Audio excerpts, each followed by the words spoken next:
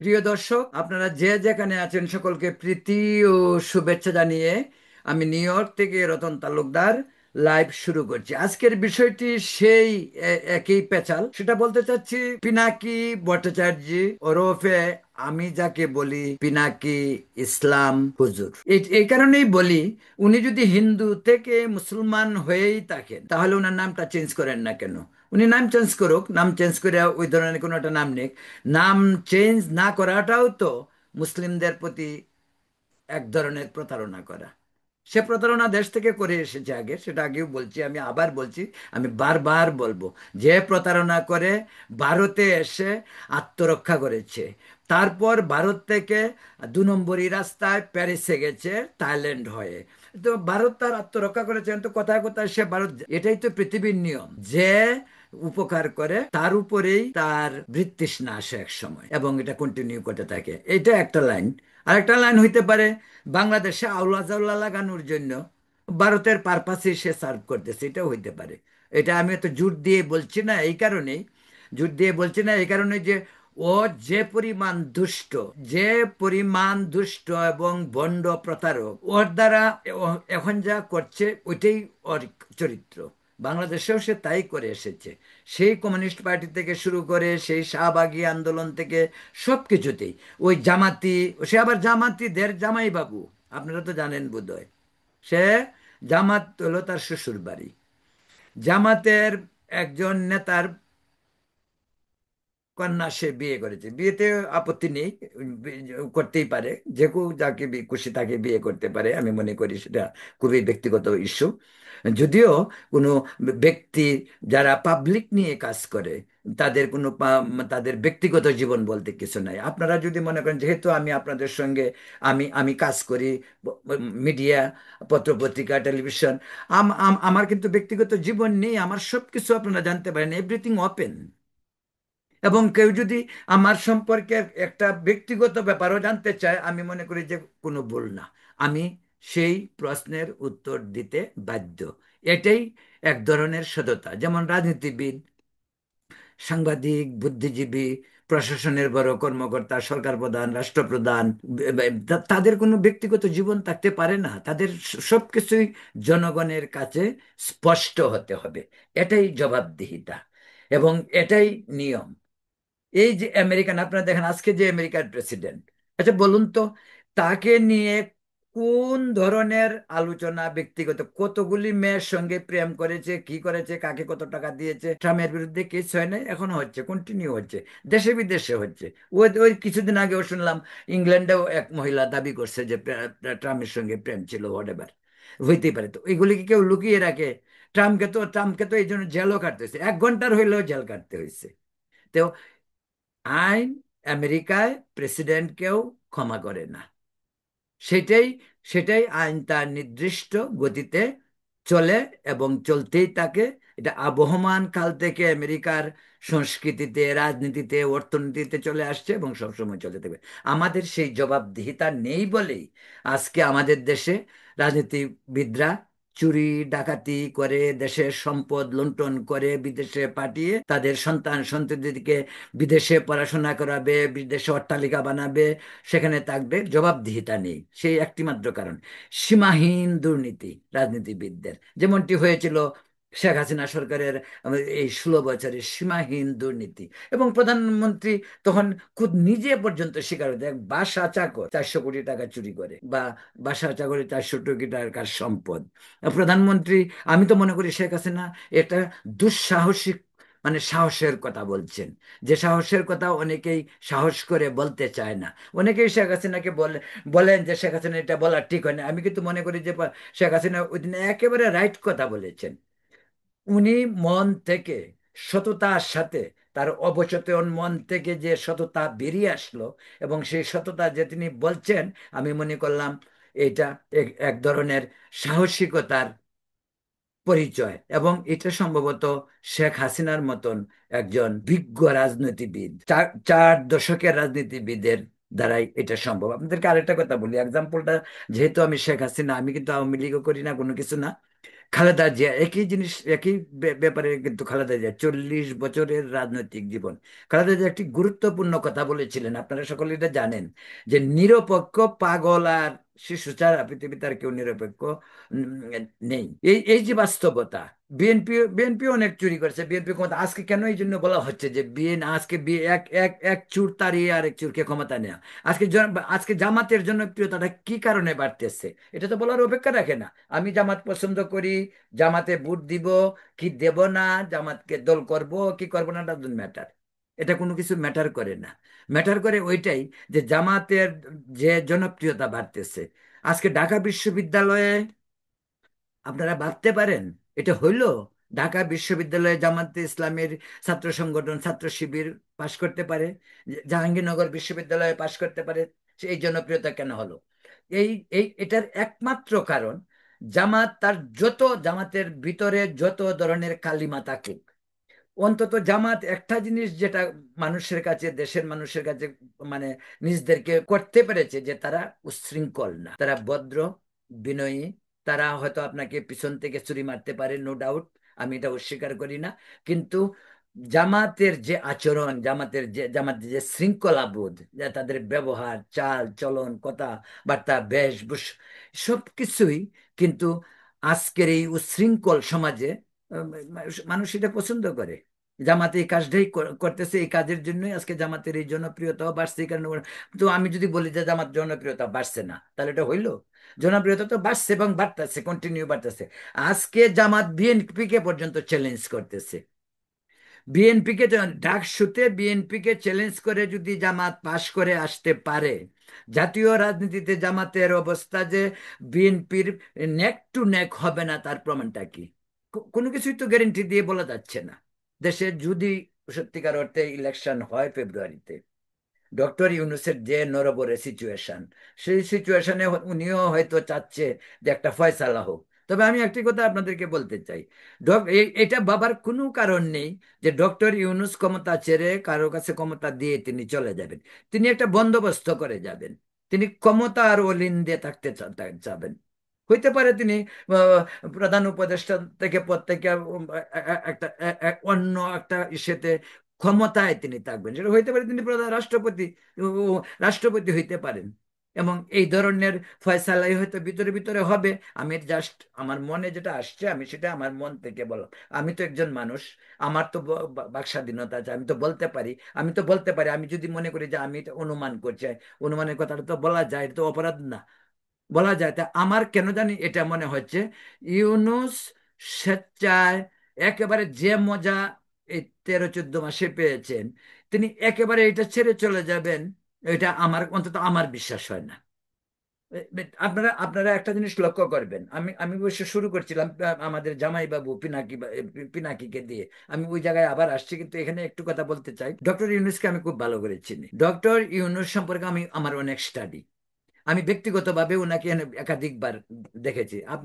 আপনাদেরকে আরেকটি কথা বলি, ডক্টর ইউনূস যখন প্রথম নোবেল পুরস্কার পেলেন, নিউ ইয়র্কে যখন প্রথম তাকে নোবেল পুরস্কার পাওয়ার পর যে নাগরিক কমিটি করে নাগরিক সম্বর্ধনা দিয়েছিল, আমি তখন অ্যাজ এ জন্ম সাপ্তাহিক জন্মভূমি পত্রিকার সম্পাদক হিসেবে সেই কমিটিতেও আমি একজন ছিলাম, যারা যারা সেই ইয়েটা দিয়েছিল। এবং সেই কনভেনশন যেখানে হয়েছিল সেখানেও আমার সাথে ডক্টর মোহাম্মদ ইউনুস সাহেবের সাথে দেখা হয়েছে।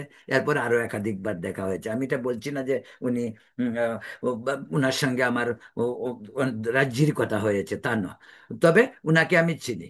উনি উনি এখন এত বড় পদে, আমাকে চিনবেন কেন? বা আমার চেয়ে ওনারা আরো যারা ক্লোজ, আমারই বেশ কয়েকজন বন্ধু বান্ধব, সাংবাদিক যারা ওনার ভীষণ ক্লোজ, তাদের কথাই তো ওনার হয়তো এখন মনে নেই।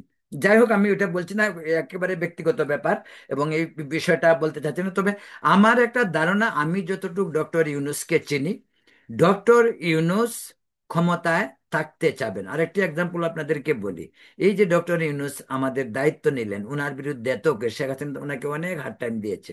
ওই একতলা থেকে 8তলা পর্যন্ত সিঁড়ি বেয়ে ওনাকে উঠতে হয়েছে, লিফট বন্ধ করেছে, এগুলো অন্যায় হয়েছে। এগুলি হয়েছে। তারপরে ওনার যে কেস, আচ্ছা আপনারা দেখেন, উনি দায়িত্ব নেওয়ার পরে উনার সমস্ত লাইন তিনি ক্লিয়ার করে ফেলছেন। কেন? উনি তো বলতে পারতেন যে আমার কেসগুলি প্রচলিত আইনে যেভাবে চলতে হয় সেভাবে চলবে, সেইভাবে শেষ হবে, উনার ইনফ্লুয়েন্সে যাতে কোনো কাজ হয়। অথচ দেখেন তোমার ট্যাক্স মাপ থেকে শুরু করে, দুদুকের মামলা থেকে শুরু করে, উনার ওই সে গ্রামীণ ব্যাংক বলেন, বিশ্ববিদ্যালয় বলেন, 660 কোটি টাকার ট্যাক্স মাপ সব তিনি করে নিয়েছেন। এখন ওনার আর কোনো সমস্যা নাই।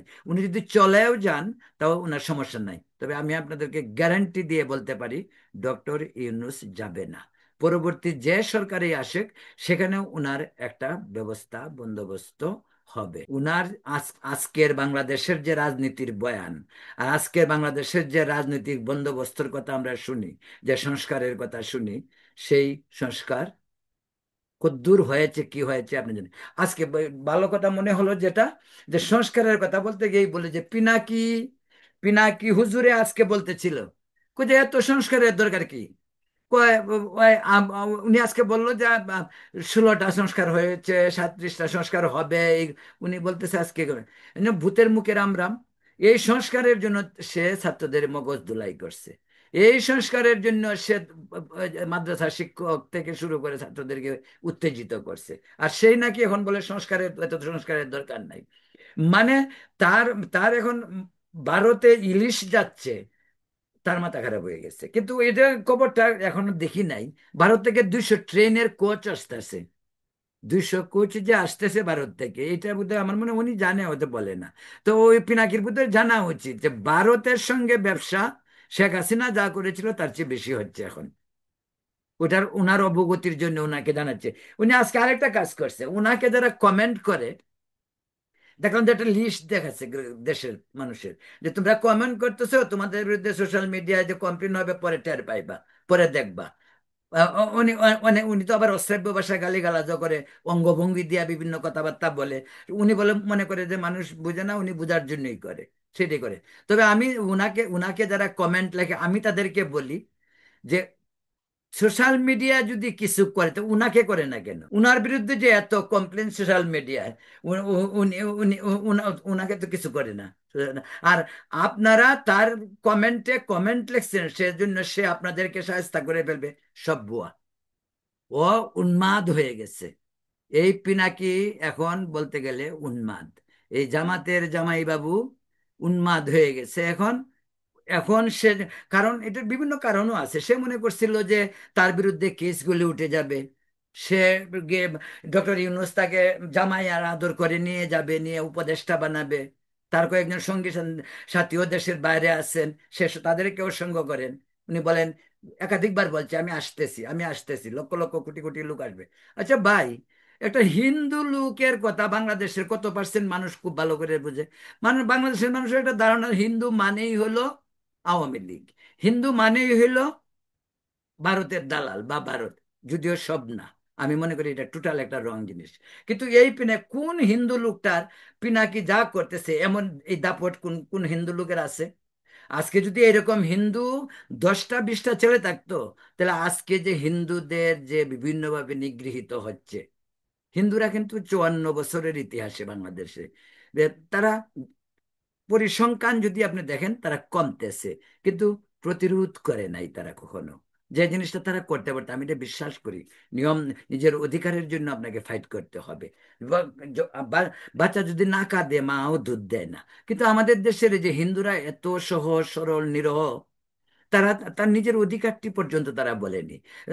আমি জানি বাংলাদেশের লক্ষ লক্ষ কোটি কোটি মুসলমান আছে যারা হিন্দুদের উপর যে বৈষম্য হচ্ছে তার প্রতিবাদ করে, এবং তাদের প্রতি যদি সরকার সদয় হয় তারা বরং খুশি হবে, দুঃখ পাবে না। কিন্তু হিন্দুরা এত বেশি নিরহ, এত বেশি সরল, এত বেশি সৎ, যে তার নিজের অধিকারের কথাটা বলবে সেটাও বলতে পারে না। আর আমাদের এই পিনাকি হুজুর, চিন্তা করেন, সে ওই দেশেও নেই, দেশের বাইরে, দেশে এতগুলি মানুষ খুন করে সে গেল, সে একজন প্রতারক, তার নামে কেস আছে। সে যদি ভারতে পালিয়ে না যেত, তাকে কি হইতো, তাকে বাংলাদেশে জেলে থাকতে হইতো। একটা লোক যখন প্রতারক হয়, একটা লোকের মাথায় যখন অনেকগুলি কেস থাকে, সে দেশ থেকে পালিয়ে যায়, সে একজন আসামি। আসলে তাকে তো ইন্টারপোল দিয়ে ধরে নেওয়া উচিত ইউনূস সরকারের। আমি তো মনে করি যে ইউনূস সরকার তাকে ইন্টারপোলের মাধ্যমে তারা ধরে নিয়ে যেতে পারে, নেওয়া ব্যবস্থা করা উচিত। উল্টায় ইউনূস সরকার তার তো কিছু কিছু কথা শুনছে, এখন শুনে না দেখে ওনার রাগ উঠে গেছে, এখন শুনতেছে না, ওনার বয়ান আর এখন শুনে না, কেউ গিলতেছে না। আসল ঘটনা হলো কি জানেন তো, তার মানে মানুষ তখনই পাগল হয় যখন তার পায়ের নিচের মাটি আস্তে আস্তে সরতে থাকে। এই যে কতগুলি ব্লগার দেশের বাইরে, পিনাকি সহ আরো অন্য কয়েকজন, এদের এখন যে যে পরিমাণ পয়সা মাল পাওয়ার কথা, সেই পরিমাণ মাল এখন তারা গুগল থেকে পাচ্ছে না। তাদের ভিউয়ার কমছে, তাদের কথা গভর্নমেন্ট শুনছে না, এখন তাদের মাথা খারাপ হয়ে গেছে। তারা তো বুঝতে পারে যে তাদের তাদের নামে কেস আছে, তাদের কেসগুলি তুলে নাই, তারা দেশে যেতে পারে নাই। তাদের দেশে যেতে কিন্তু বাধা ছিল না, তারাও তারেক রহমানের মতো দেশে যায় না। আরে বাবা, তারেক রহমানের দেশে যাওয়ার ব্যাপারটা সাথে অনেক কিছু নির্ভর করে। সে একটি দলের চিফ, সে একটি দলের প্রধান, তার নিরাপত্তার ব্যাপারটা আছে, তাকে সময় বুঝে সেখানে যেতে হবে। কিন্তু পিনাকি বা অন্য কয়েকজন, ওদের কি, ওদের হু কেয়ার তাদেরকে, ওরা কি কিসের হনু যে পিনাকি, পিনাকি জানে, পিনাকির একটা সম্ভাবনা যেটা আছে, সেটা হলো কি, সেটা হলো সে প্রতারণা করে এসছে। তো প্রতারণা করে এসছে, মানুষ খুন করে এসছে। তার ওষুধে 289 জন শিশু কিশোর সহ মানুষ মারা যায়, যে কারণে তাকে ভারতে পালিয়ে যেতে হয়েছিল। এখন সে ভারতের, সারাদিন ভারতের বিরুদ্ধে কথা বলে, সেটা বলুক গিয়ে। সে ভারতের বিরুদ্ধে কি বলে তাতে কি আসে যায়? আমার তো মনে হয় না বাংলাদেশের কোনো হিন্দু তাকে কোনো কেয়ার করে। সে যে একটা অসভ্য, সে যে একটা বদমাইশ, এটা বাংলাদেশের শিশু হিন্দু থেকে শুরু করে বৃদ্ধ হিন্দু, আমার মতো বৃদ্ধ হিন্দু পর্যন্ত সকলেই তা জানে। প্রিয় দর্শক, বলছিলাম যে ওর কথা আমি সবসময় বলি। আমার একটা বিষয়ে খুব খারাপ খারাপ লাগে, সেটা হলো যে দেখবেন তার নামটা হলো হিন্দুদের নাম এখনো, আর সেও বলে সে মুসলমান হয়েছে। সে বিয়ে করছে মুসলিম, জামাতির মেয়ে বিয়ে করছে। তো বা অ্যাকর্ডিং টু বাংলাদেশের আইন, বাংলাদেশের সাংবিধানিক আইন, যেটা একজন বিধর্মী মুসলিম বিয়ে করলে তাকে মুসলমান, ম্যান্ডেটরি মুসলমান হতে হবে, বাধ্যতামূলক হতে হবে। তো সে নিশ্চয়ই মুসলমান হয়েছে, সে নিশ্চয়ই মুসলমানই করাইছে, খতনা করিয়ে সে নিশ্চয়ই মুসলমান হয়েছে। তো ওইটা ওই নামটা চেঞ্জ করে না কেন সে? তাকে কেন ব্রাহ্মণ নাম হিন্দুদের, ভট্টাচার্য তার কেন রাখতে হবে? পিনাকি ইসলাম হইতে পারে সে, আমি তো তাকে বলি পিনাকি হুজুর, মৌলানা পিনাকি হুজুর। উনার উনার বক্তব্য আজকাল দেখি আমাদের এই কাঠমোল্লারা কি করে, ওই ওয়াজের মধ্যে যেখানে সারাদিন হিন্দুদের দেব দেবীদের নিয়ে গালিগালাজ হয়, সেখানে পিনাকির ওয়াজ বাজানো হয়। তিনি ফ্রান্সে বসে বসে ওহিনাজেল করেন ওই ওয়াজের মাঝে। এই হলো পিনাকি, সে হলো টোটাল বন্ড। সে বাংলাদেশের, আমি একটা কথা সবসময় বাঙালি মুসলমান অভিভাবকদের বলছি, আপনারা পিনাকির হাত থেকে সন্তানদেরকে বাঁচান। এই আপনাদের সন্তানরা স্কুল কলেজে পড়াশোনা করতে পারবে না, ওদেরকে যেভাবে মগজ ধুলাই করে দেশে উচ্ছৃঙ্খল পরিবেশ করার জন্য পিনাকি দায়ী, তার তার বিচার হওয়া উচিত। এই জন্য আমি বলছি যে ডক্টর মোহাম্মদ ইউনুস, আপনার উচিত ওকে ইন্টারপোল দিয়ে ধরে নিয়ে বাংলাদেশে জেলে নিয়ে, তারপর বাংলাদেশের প্রচলিত আইনে তার বিচার হওয়া উচিত।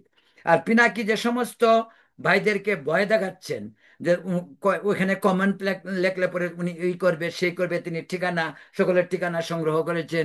তিনি, ভাই, আমরা বাঙ্গালকে হাইকোর্ট দেখায় লাভ নাই, পিনাকি ওদেরকে হাইকোর্ট দেখায়, এই সমস্ত হাইকোর্ট দেখায় লাভ নেই। কারণ হলো কি, ওরা তো কমেন্ট লেখে। পিনাকি ফ্রান্সে বৈশাখ যেভাবে দেশের দ্রোহিতার কাজ করছে, যেভাবে দেশের মানুষকে বিভ্রান্ত করছে, তারও তো বিচার হওয়া উচিত, তাকে তো ফ্রান্স থেকে বের করে দেওয়া উচিত। তো সেটা ফ্রান্স গভর্নমেন্ট করতেই পারে, হইতেই পারে। তো প্রিয় দর্শক, বলছিলাম এসব বিষয়ে, কারণ এই চিজ পিনাকি যতদিন এই ফ্রান্সে বৈশা বক বক বক বক করবে, এর ও ও ও মনে হয় যেন সার্কাস করতেছে। আমার কাছে মনে হয় তো কমেডিয়ান। আপনি দেখেন না ওর চেহারা, অসুরের মতো চেহারা তার, মনে হয় যেন অসুর কথা বলতেছে। এই বুঝি ঝাঁপিয়ে পড়বে, ভয়, ভীতি, আতঙ্ক। ওকে ওকে দেখলে তো এরকমই মানুষের কাছে মনে হয়। আমি, শারদীয় দুর্গোৎসব আসছে, দুর্গা পূজার প্রারম্ভে আমি দেবী দুর্গাকে বলবো, দেবী দুর্গা অসুর নিধন করতে আসেন, অশুভ শক্তিকে তিনি নিধন করতে আসেন। তিনি সুরের যে ধারা প্রবাহিত করবেন, কিন্তু তিনি অসুরকে নিধন করবেন।